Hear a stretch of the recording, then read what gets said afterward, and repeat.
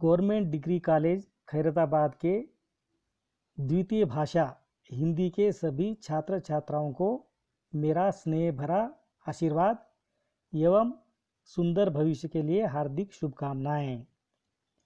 आज संपूर्ण विश्व कोरोना जैसी महामारी से करा रहा है। मार्च 2020 के पहले की जीवन शैली में और मार्च 2020 के बाद की जीवन शैली में काफ़ी अंतर आ चुका है। सब कुछ अकल्पनीय लग रहा है। आज इस वीडियो के माध्यम से जो बोलूँगा उसे मुझे क्लासरूम में बोलना चाहिए था। मजबूरी कहिए या समय की मांग, हमें तो जीवन में लगातार आगे बढ़ना है। एक मार्ग बंद हो जाता है तो दूसरा मार्ग खुल जाता है। हमें तो केवल प्रयास करना है। पिछले वर्ष फर्स्ट सेमिस्टर और सेकंड सेमिस्टर में गद्य की प्रधानता थी। थर्ड सेमिस्टर में पद्य की प्रधानता थर्ड सेमिस्टर में पद्य को प्रधानता दी गई है। प्राचीन काव्य और आधुनिक काव्य का सुंदर संकलन पाठ्यक्रम में रखा गया है। इसके साथ हिंदी साहित्य इतिहास को भी पाठ्यक्रम में जोड़ा गया है। थर्ड सेमिस्टर में कुल 8 कवियों की रचनाओं को पाठ्यक्रम में रखा गया है, जिसमें 3 प्राचीन कवि है और 5 आधुनिक कवि। पाठ्यक्रम के अनुसार पहले स्थान पर कबीर के दोहे अर्थात कबीर दास को रखा गया है। अब स्क्रीन पर देखिए, यहाँ पर मैं भी ये लिखा हूँ, कबीर दास के दोहे। इस शैक्षणिक वर्ष अर्थात एकेडमिक ईयर का आरंभ कबीर के दोहे से करते हैं। मैं कहता हूँ, कबीर को क्यों पढ़ना चाहिए? सीधी सी बात है, पाठ्यक्रम में है तो पढ़ना ही पड़ेगा, यही इसका जवाब हो सकता है। लेकिन अब कबीर के बारे में मैं कहना चाहता हूँ कि कबीर उस समय भी प्रासंगिक थे और आज भी प्रासंगिक है। कबीर का महत्व सदियों तक बना रहेगा। कबीर का महत्व कभी कम होने वाला नहीं है। इसीलिए मैं कहता हूँ कि कबीर को पढ़ना चाहिए। अब कबीर के बारे में बहुत सारे विद्वानों ने बहुत सारी बातें कही गई है। अब ये कबीर थे ही ऐसे महान आदमी जिनके बारे में तो देखिए, एक तो कबीर पंथ भी चलता है, और यदि आप कबीर के बारे में जानकारी पाना चाहते हैं तो बहुत सारी सामग्री या विद्यार्थियों को मिल जाएगी। अब कहा जाता है कि महात्मा कबीर का जन्म ऐसे समय में हुआ जब भारतीय समाज और धर्म का स्वरूप अंधकार हो रहा था। भारत की राजनीतिक, सामाजिक, आर्थिक एवं धार्मिक अवस्थाएं शोचनीय हो गई थी। एक तरफ मुसलमान शासकों की धर्मांधता से हिंदू त्राही त्राही कर रहे थे। ऐसे नाजुक समय में एक बड़े एवं भारी समन्वयकारी महात्मा की आवश्यकता समाज को थी, जो राम रहीम के नाम पर अज्ञानतावश लड़ने वाले लोगों को सच्चा रास्ता दिखा सके। ऐसे ही संघर्ष के समय में मस्त मौला कबीर जी का प्रादुर्भाव हुआ, और इसीलिए कबीर कहते हैं, हिंदू मुआ राम कह, मुसलमान कह खुदाए, कहे कबीर सो जीवता, जो दूह के निकट न जाए। अर्थात वो बोलते थे कि भाई हमें न तो राम के पास जाना चाहिए, न तो अल्लाह के पास जाना चाहिए। तो कबीर के अनुसार उनका स्पष्ट मत था कि कर्म ही पूजा है और जिम्मेदारी ही धर्म है। देखिए, बहुत बड़ी बात यहाँ पर कही गई है। कबीर का मानना है, कबीर के सिद्धांत है, वो कहते हैं कि कर्म ही पूजा है। अगर पूजा करनी है तो आप अपने कर्म की करो, और जिम्मेदारी ही धर्म है। यानी बहुत ही सरल शब्दों में उन्होंने बहुत ही गहरी बात उन्होंने कही है। अब ये देखिए अगली स्लाइड में, यहाँ पर देखिए मैं कबीरदास का परिचय कह करके 10 बिंदुओं में इसको बांटा हूँ, और अभी हम एक एक बिंदु पर चर्चा करते हैं। अब पहला बिंदु है, कबीरदास ज्ञान मार्गी शाखा के महान संत, समाज सुधारक, कवि है। अब देखिए, अब इस वाक्य को पढ़ने के बाद शायद विद्यार्थियों को कुछ समझ में नहीं आएगा। उनको लगेगा कि भाई ये ज्ञान मार्गी क्या है, शाखा क्या है, अब महान संत, समाज सुधारक, ये तो समझ में आ जाएगी बात, लेकिन ये ज्ञान मार्गी शाखा की बात विद्यार्थियों को समझ में नहीं आएगी। तो मैं संक्षिप्त में यहाँ पर थोड़ी सी मैं समझाने की कोशिश करूँगा कि ज्ञान मार्गी शाखा क्या है। अब देखिए, ये जो हमारा हिंदी साहित्य है, ये 1000 ईस्वी से इसका आरंभ माना गया है, और 1000 ईस्वी से लेकर के 2020 तक, यानी लगभग 1100 वर्ष के इस लंबे कालखंड को विद्वानों ने यानी अध्ययन की सुविधा के लिए हिंदी साहित्य इतिहास को 4 कालों में विभाजित किया गया है मोटे तौर पर। अब देखिए, अलग अलग विद्वानों ने थोड़ा सा 5 काल 7 काल इस तरह भी हुआ है, लेकिन मोटे तौर पर, और खास करके देखिए आचार्य रामचंद्र शुक्ल ने हिंदी साहित्य इतिहास को 4 कालों में विभाजित किया है। अब ये 4 काल, पहला काल है आदिकाल, जिसको वीरगाथा काल भी कहा जाता है। दूसरा काल है भक्ति काल, जिसको पूर्व मध्य काल भी कहा जाता है।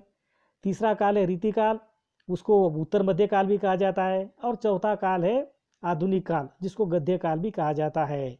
तो कबीरदास भक्ति काल के कालखंड में आते हैं, अर्थात पूर्व मध्य काल के कालखंड में कबीर आते हैं।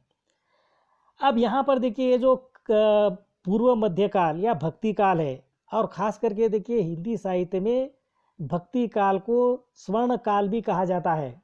कहा जाता है कि भक्ति काल के उस कालखंड में बहुत ही महान महान रचनाएं प्राप्त होती है, महान महान कवि होकर के गए, जैसे देखिए कबीरदास हो, तुलसीदास हो, सूरदास हो, मलिक मोहम्मद जायसी हो, ऐसे महान कवियों का प्रादुर्भाव उसी कालखंड के अंतर्गत आता है। अब यहाँ पर भक्ति काल को भी 2 शाखाओं में या 2 धाराओं में बांटा गया है। ध्यान दीजिए, अगर आप लोगों के पास अगर नोटबुक है, अगर पेन है, तो आप उसको नोट भी कर सकते हैं वीडियो को सुनते सुनते। तो भक्ति काल को पहले 2 धाराओं में उसको विभाजित किया गया है। पहली धारा है निर्गुण भक्ति धारा, और दूसरी धारा है सगुण भक्ति धारा। अब निर्गुण भक्ति धारा में 2 शाखाएं प्रचलित हुई, एक थी ज्ञान मार्गी शाखा और दूसरी थी प्रेम मार्गी शाखा। और सगुण भक्ति में राम भक्ति शाखा और कृष्ण भक्ति शाखा, अर्थात 4 शाखाएं भक्ति काल में उत्पन्न हुई। और इनमें से जो ज्ञान मार्गी शाखा है, उसके प्रमुख कवि है कबीरदास। मेरे ख्याल से अभी आप लोगों को थोड़ी सी बात समझ में आ गई होगी कि ज्ञान मार्गी शाखा के बारे में, अर्थात ये भक्ति काल के निर्गुण शाखा के, ज्ञान मार्गी शाखा के महान संत तथा समाज सुधारक कवि है। अब ये तो देखिए हिंदी साहित्य के इतिहास को जब पढ़ाया जाएगा तो और डिटेल में आप लोगों को बोला जाएगा। अभी केवल देखिए ज्ञान मार्गी शाखा शब्दों को समझने के लिए मैंने थोड़ा सा देखिए आप लोगों को बताने की कोशिश की। अब आगे बढ़ते हैं। अब दूसरा पॉइंट है जन्म। अब इनका जन्म विक्रम संवत 1455 में हुआ। अब ये देखिए विक्रम संवत 1455 और सन 1398 यानी 1398 ईस्वी में काशी में हुआ। अब यहाँ पर देखिए 1455 और 1398 ये चक्कर क्या है, यदि आप लोगों को पता नहीं है तो मैं बता देता हूँ कि दोनों में देखिए 57 वर्ष यानी 57 ईयर्स का गैप है। अब देखिए आज हम 2020, ये जो अंग्रेजी कैलेंडर के हिसाब से अभी 2020 है, लेकिन यदि हम इसे भारतीय कैलेंडर यानी विक्रम संवत के हिसाब से देखेंगे तो 2020 को देखिए हमें 57 वर्ष उसको ऐड करना होगा, तब देखिए ये हमारा अब जो भारतीय कैलेंडर के हिसाब से देखिए ये बनेगा। अर्थात यहाँ पर देखिए विक्रम संवत 1455 और 1398 दोनों में देखिए 57 ईयर्स का गैप है। अगर आपको ईस्वी सन करना है तो उसमें से देखिए 57 वर्ष उसको घटाना पड़ेगा। अगर आपको विक्रम संवत में जाना है तो फिर उसमें देखिए 57 ईयर्स जोड़ना होगा। खैर, अब तो ये उनका जन्म हुआ 1455 संवत, अगर उसको सन में अगर आप परिवर्तित करेंगे तो 1398, और इनका जन्म हुआ काशी में। अब इनके जन्म को लेकर भी बहुत सारी कथाएं किंवदंतियां प्रचलित है। अब कहा जाता है कि कबीर एक विधवा ब्राह्मणी के गर्भ से उत्पन्न हुए थे। अब इसके बारे में भी कथा कही जाती है कि एक बार रामानंद स्वामी उस एक परिवार के वहाँ पर गए थे और वहाँ पर देखिए जो लड़की थी उन्होंने अच्छी आवभगत की रामानंद की, और जाते समय रामानंद अब उनको पुत्रवती भव का आशीर्वाद दे दिया। अब कहा जाता है कि वो जो लड़की थी उसकी बचपन में शादी हो गई थी और उनके पति सांप काटने से या किसी अन्य कारण से देखिए उनकी मौत हो गई थी, तो ससुराल जाने से पहले ही वह विधवा बन गई थी। अब इस तरह की कहानी कही जाती है। और उस विधवा लड़की को कबीर ने रामानंद स्वामी रामानंद ने पुत्रवती भव का आशीर्वाद दे दिया। अब जैसे पुत्रवती भव का आशीर्वाद दिया तो कहा जाता है कि उस लड़की के पिता के आंख में से आंसू निकलने लगे और लड़की के आंख में से भी आंसू निकलने लगे। और अब थोड़े रामानंद जी घबरा गए। उन्होंने कहा कि मैंने कोई बुरा आशीर्वाद तो नहीं दिया, तो मैं तो अच्छा आशीर्वाद दिया हूँ। तो उन्होंने पूछा कि भाई आप दुखी क्यों हैं, आप लोग रो क्यों रहे हैं। तो फिर सारी कथा उनको कही जाती है कि वो बोलते भाई ये मेरी बेटी विधवा है और आपने इसको पुत्रवती भव का आशीर्वाद दिया है और आप तो इतने पहुँचे हुए महात्मा हैं कि आपके बातें तो कोई निष्फल नहीं हो सकती है, और हम इसीलिए अब हमको रोना आ रहा है। तो कहा जाता है कि रामानंद भी बाद में देखिए थोड़ा सा यानी वो भी तो परेशान हो गए। उसे लगा कि भाई मैंने अनजाने में ही मैंने ऐसा आशीर्वाद दे दिया, अगर उसको पता होता कि ये लड़की विधवा है तो शायद वैसी नहीं बोलते, ये आशीर्वाद नहीं देते। लेकिन अब शब्द तो निकल गए थे, अब शब्द को वापस लेना तो मुश्किल था। और देखिए बुझे मन से देखिए रामानंद जी वहाँ से चले गए। लेकिन कहा जाता है कि रामानंद के फलस्वरूप सचमुच ही वह लड़की गर्भवती बन गई और लोक लाज के भय से अब उन्होंने देखिए जैसे ही देखिए पुत्र की प्राप्ति हुई, पुत्र का जन्म हुआ, तो उस छोटे से बालक उस बालक को देखिए छोटे शिशु को लहर तारा नाम के तालाब में एक पत्तों का दोना बनाकर उसमें रख करके उन्होंने बहा दिया गया। अर्थात आप उन्होंने अपने दिल पर पत्थर रख लिया समाज की रीति रिवाजों के कारण, बदनामी के कारण। और कहा जाता है कि वहाँ से गुजर रहे नीरू नीमा दंपति वहीं से जा रहे थे, तो उनको देखिए लड़के के रोने की आवाज़ आई। फिर उन्होंने देखा कि भाई पत्ते के दोने में एक छोटा सा नवजात शिशु है। उन्होंने देखिए उस शिशु को उठा लिया, उन्होंने इधर उधर देखा कि भाई किसी का होगा, लेकिन कोई वहाँ पर नहीं आया। तो वो लोग देखिए उसको ऊपर वाले की मेहरबानी समझ करके उस नवजात बालक को अपने घर पर लेकर के गए और उनका पालन पोषण उन्होंने किया। इसीलिए मैं यहाँ पर देखिए .3 में स्क्रीन पर देखिए .3 में पालन पोषण जुल्हा दंपति नीरू और नीमा ने किया। अर्थात मैं यहाँ पर माता पिता का शब्द मैं इस्तेमाल नहीं किया हूँ, मैं क्या हूँ पालन पोषण, क्योंकि वो नीरू नीमा की खुद की संतान नहीं थी। इसीलिए मैं उसको ये कह रहा हूँ कि वो यानी वो तो अब ये तो कहानी और भी है, वो आगे मैं बोलूँगा वो। अब आगे बढ़ते हैं। अब चौथा पॉइंट है पत्नी का नाम लोई, पुत्र पुत्री कमाल और कमाली। अब यहाँ पर भी पत्नी का नाम लोई। अब लोई शब्द यानी लोई नाम की लड़कियाँ या स्त्रियाँ आपको शायद कहीं दिखाई नहीं देगी, मेरे ख्याल से होगी भी नहीं। पता नहीं उस ज़माने में उस लड़की का नाम लोई कैसे रखा गया। अब लोई का अर्थ होता है रक्त, ब्लड। तो एक कथा ये भी कही जाती है कि एक लड़की खून से लथपथ कपड़े में लपेटे हुए पड़ी हुई थी, और कहा जाता है कि उन्होंने कबीर को लड़की दिखी और कबीर देखिए उसको अपने घर पर लाए और उसका पालन पोषण किया, और बाद में देखिए उसी लड़की से उन्होंने शादी कर ली। ये भी कहानी कही जाती है, और इसीलिए देखिए उनको लोई उसका नाम रख दिया गया। और फिर देखिए उसको एक पुत्र हुआ जिसका नाम कमाल है, पुत्री हुई उसका नाम कमाली है। लेकिन कहा जाता है कि कबीर अपने पुत्र से उतने संतुष्ट नहीं थे, पुत्र के क्रियाक्रम को देखकर वे दुखी थे। खैर अब उसके बारे में भी बहुत कुछ कही जाती है उसके पुत्र के बारे में।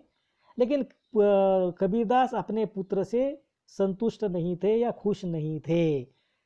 खैर अब ये तो घर घर का मामला है, अब बेटे और बाप का मामला है।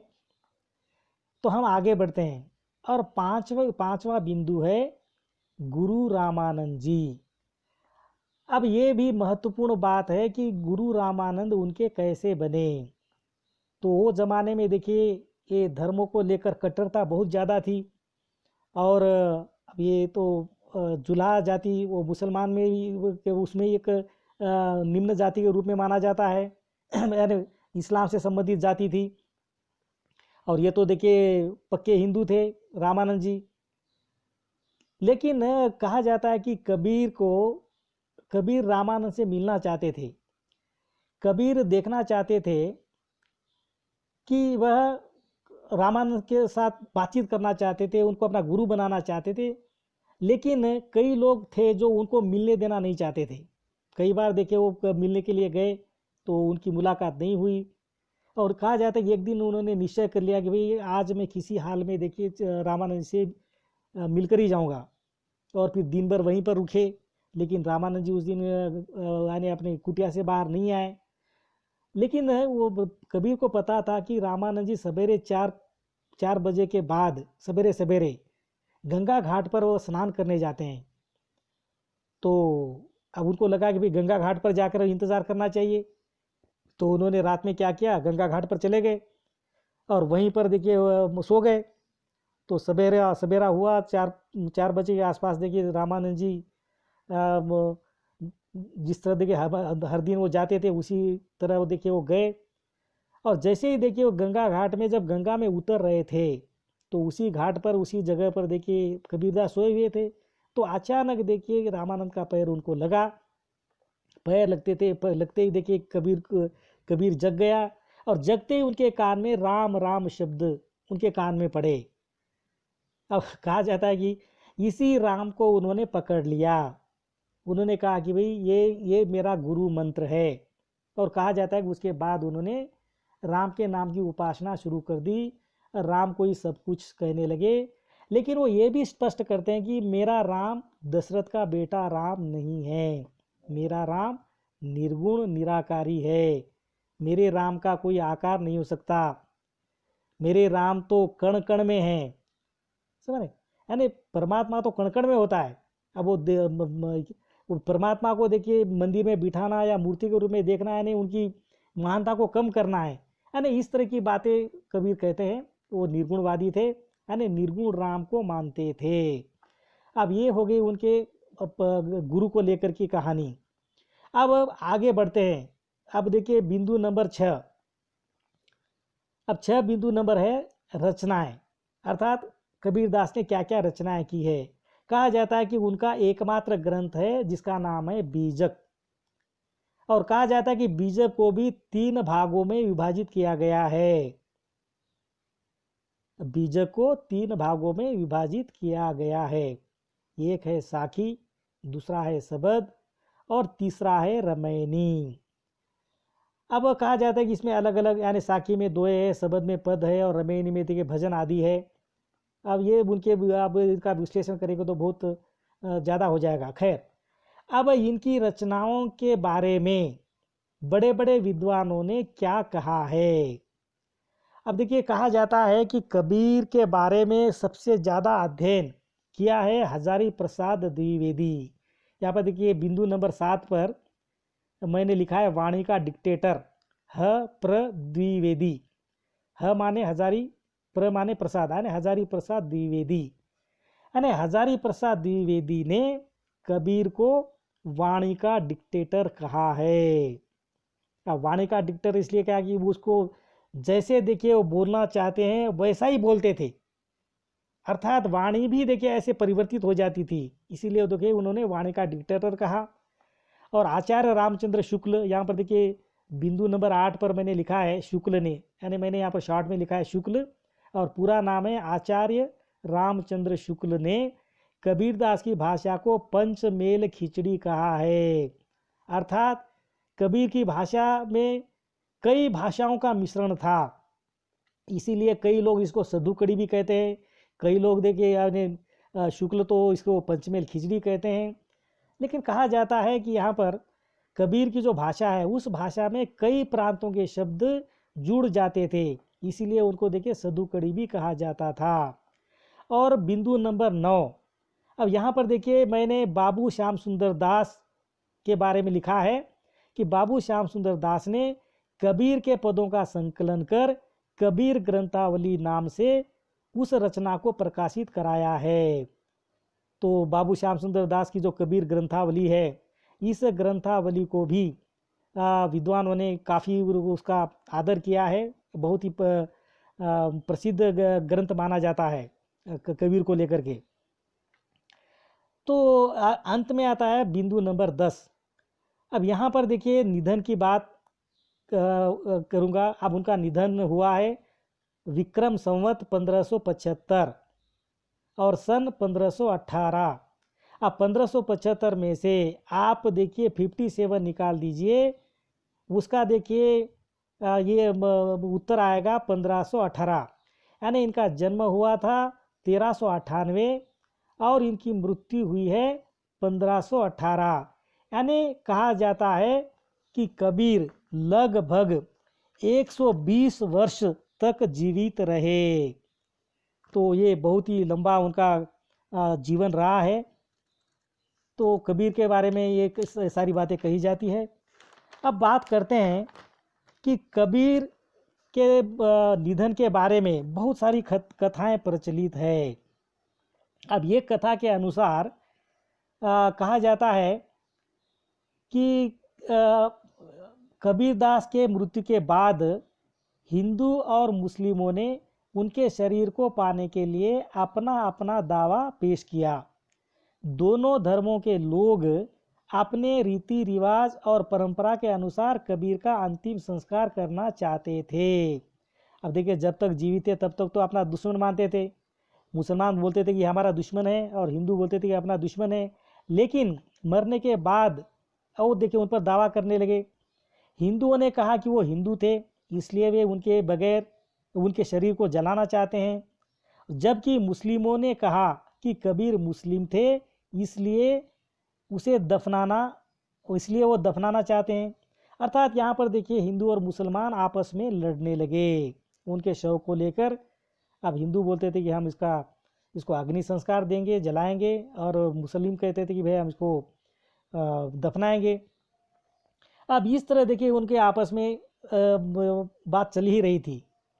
लेकिन जब उन लोगों ने कबीर के ऊपर से चादर हटाई तो उन्होंने पाया कि कुछ फूल वहाँ पर पड़े हैं।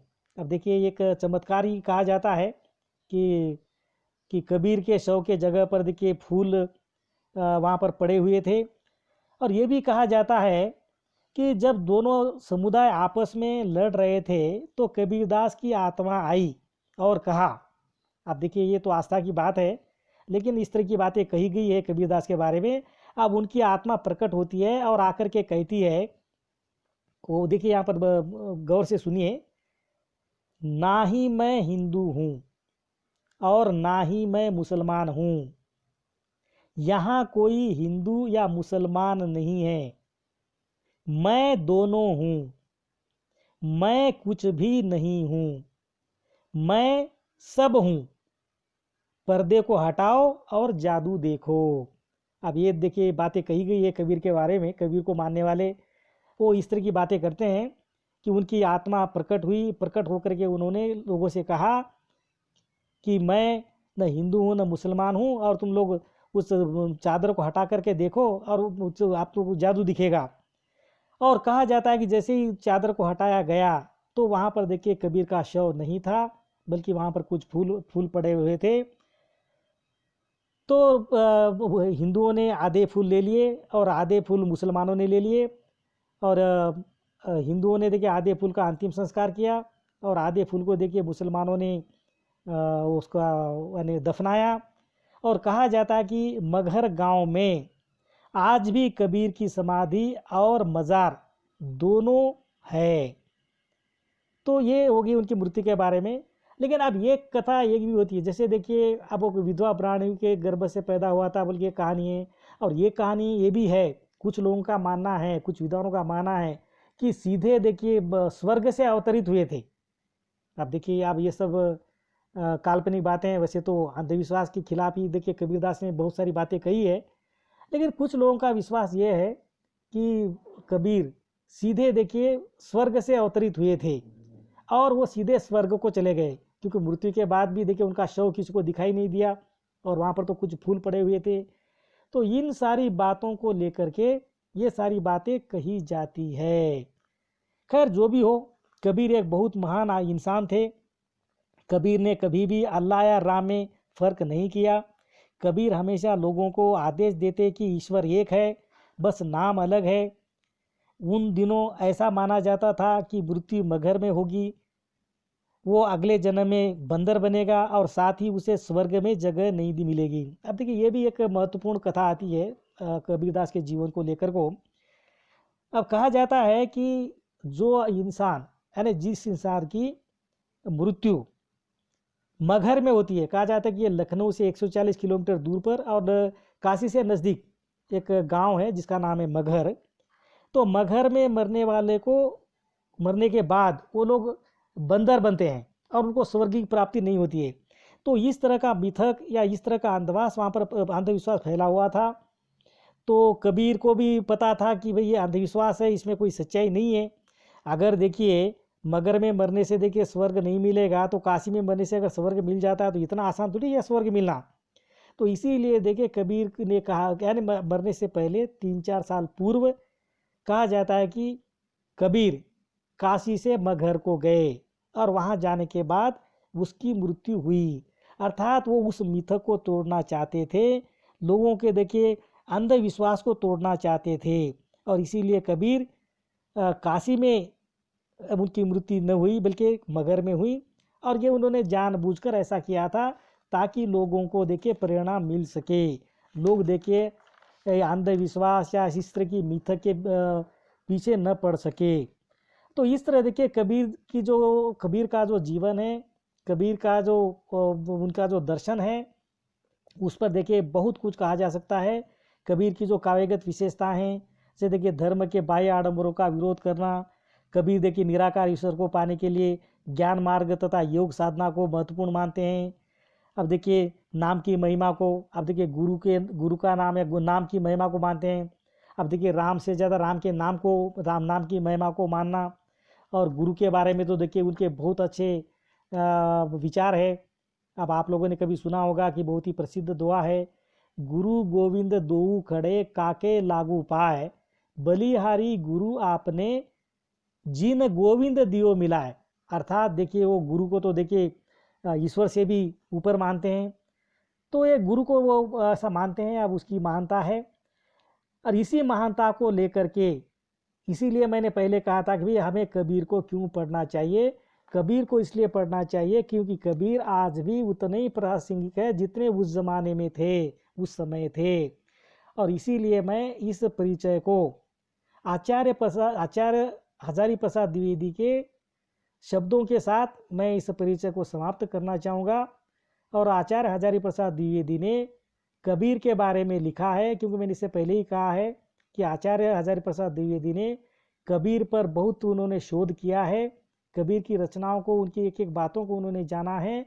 और ये सब जानने के बाद ही आचार्य हजारी प्रसाद द्विवेदी को लगा था कि हिंदी साहित्य के इतिहास में कबीर जैसा व्यक्तित्व लेकर कोई उत्पन्न नहीं हुआ। ध्यान दीजिए, मैं इस वाक्य को दोहराना चाहूँगा, ध्यान से सुनिए। हिंदी साहित्य के इतिहास में कबीर जैसा व्यक्तित्व लेकर कोई उत्पन्न नहीं हुआ। और इस वाक्य के साथ मैं कबीर के परिचय को यहीं पर समाप्त करना चाहूँगा। और अगले वीडियो में मैं कबीर के दोहों की व्याख्या करूँगा। और पाठ्यक्रम में 10 दोहे रखे गए हैं, उन 10 दोहों का व्याख्या मैं अगले वीडियो में करूँगा। अब बस इतना ही, धन्यवाद।